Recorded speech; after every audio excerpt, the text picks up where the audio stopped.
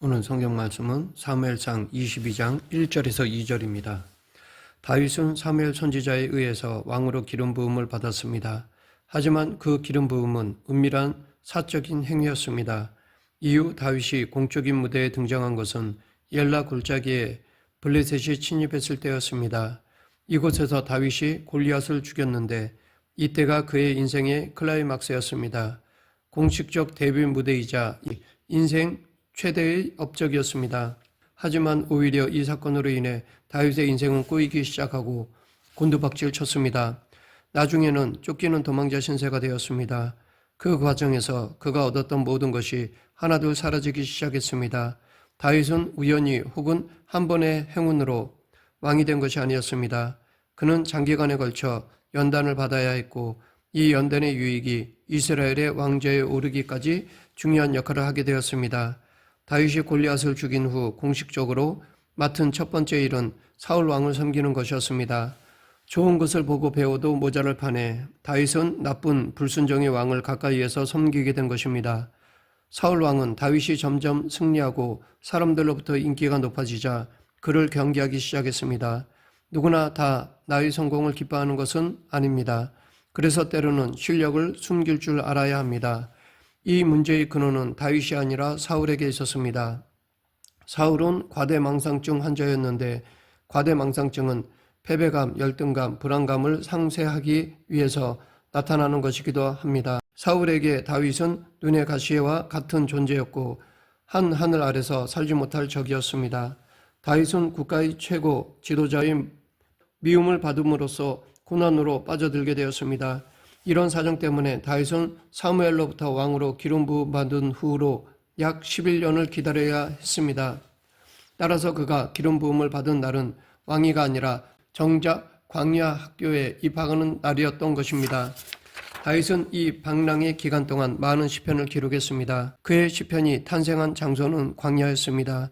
다윗은 그곳에서 자신의 고달픔, 외로움, 쓸쓸함, 좌절과 절망을 통해 하나님을 신뢰하고 소망하고 찬양하는 법을 배웠습니다. 다윗이 흘린 눈물과 고통이 광야에서 아름다운 시편으로 승화된 것입니다. 다윗의 시편은 광야의 보석이었습니다. 또한 이 시편은 다윗의 성장기이기도 했습니다. 시편은 다윗의 미숙하고 부족한 모습에서 점차 하나님의 뜻을 알아가는 원숙하고 성숙한 신앙인으로 변화되는 궤적을 보여주고 있습니다. 대제국 로마도 하루아침에 이루어지지 않았듯이 훌륭한 사람도 하루아침에 만들어지지 않습니다. 우리는 광야학교를 단번에 벗어나고 싶지만 결코 벗어날 수 없습니다. 광야학교를 벗어나는 유일한 길은 졸업하고 졸업장을 받는 것뿐입니다. 거기에는 조기 졸업도 없습니다. 위대한 구약의 인물들인 욥, 요셉, 모세, 엘리야 역시 그 길을 온전히 걸을 때 비로소 광야학교에서 벗어날 수 있었습니다. 환란이 좋은 것은 아니지만 인내하게 되면 단련된 인격을 얻게 됩니다. 그리고 연단된 성품을 통해 소망이 이루어지게 됩니다.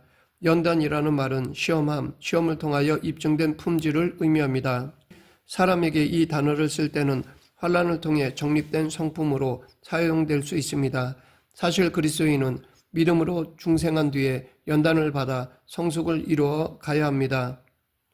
그런데 이 연단에는 목적이 있습니다. 시편 66편 10절 하나님이여 주께서 우리를 시험하시되 우리를 단련하시기를 은을 단련함 같이 하셨으며 욥기 23장 10절 그러나 내가 가는 길을 그가 아시나니 그가 나를 단련하신 후에는 내가 순금이 되어 나오리라.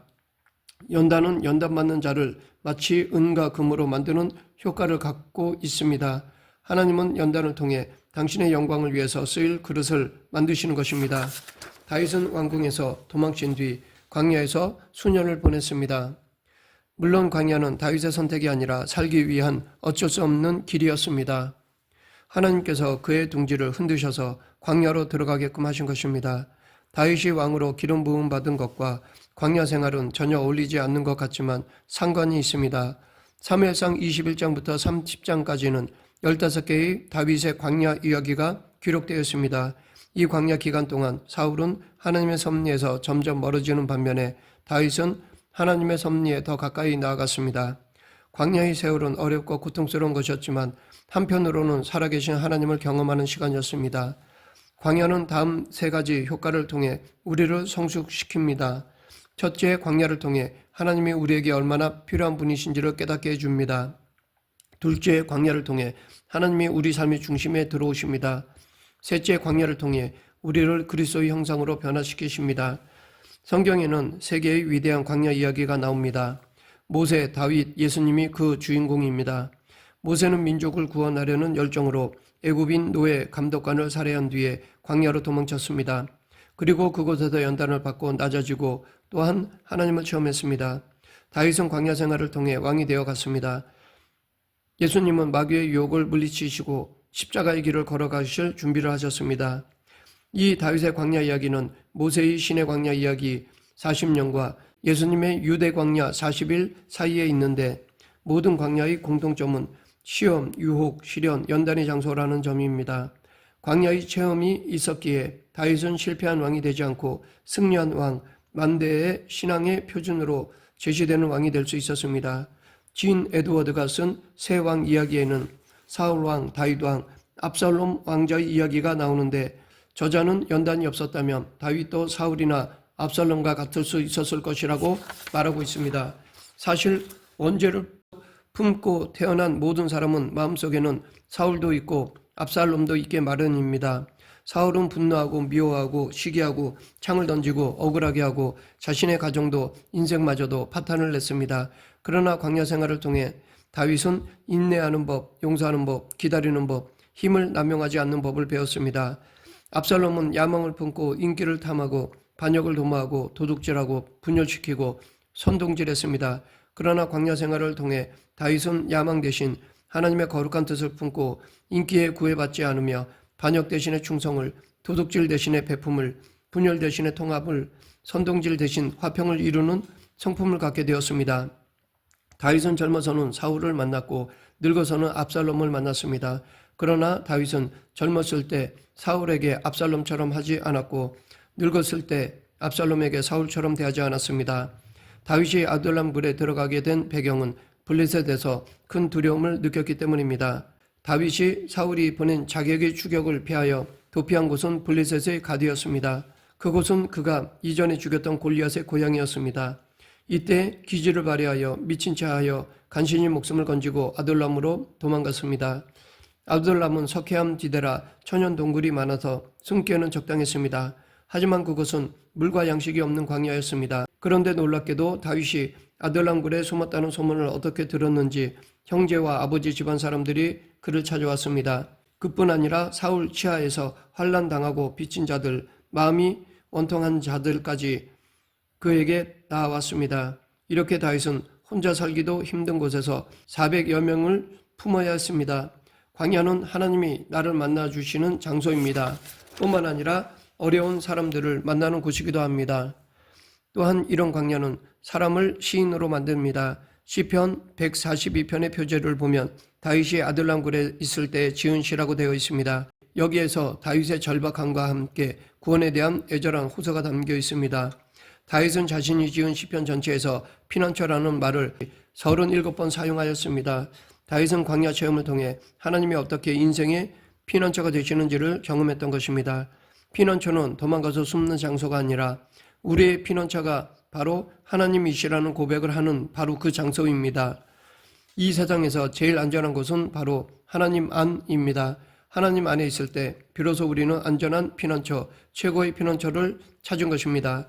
사울은 하나님의 영광을 위한 직분을 개인의 영달을 위한 도구로 전락시킨 반면 다윗은 개인의 공경을 하나님의 영광을 위한 훈련으로 삼았습니다. 상처는 상처 입은 치유자에 의해 치유됩니다.